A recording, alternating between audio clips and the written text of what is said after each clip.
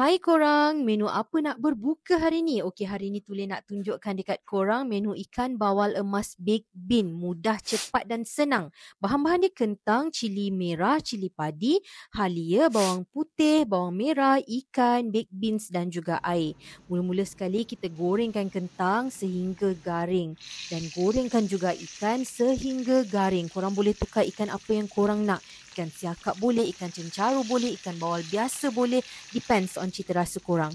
Kemudian bila dah garing, bolehlah angkat.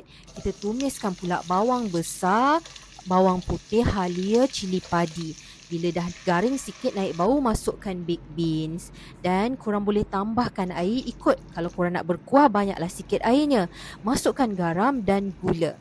Biar sehingga mendidih dan kemudian masukkan pula ikan yang telah digoreng tadi. Selepas tu, korang masukkan pula kentang dan juga cili merah sebagai hiasan. Dah siap, mudah kan? Dah ready untuk dihidang.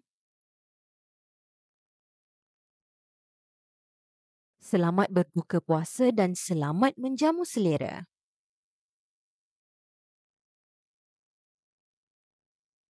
Jom korang makan sama ke puasa.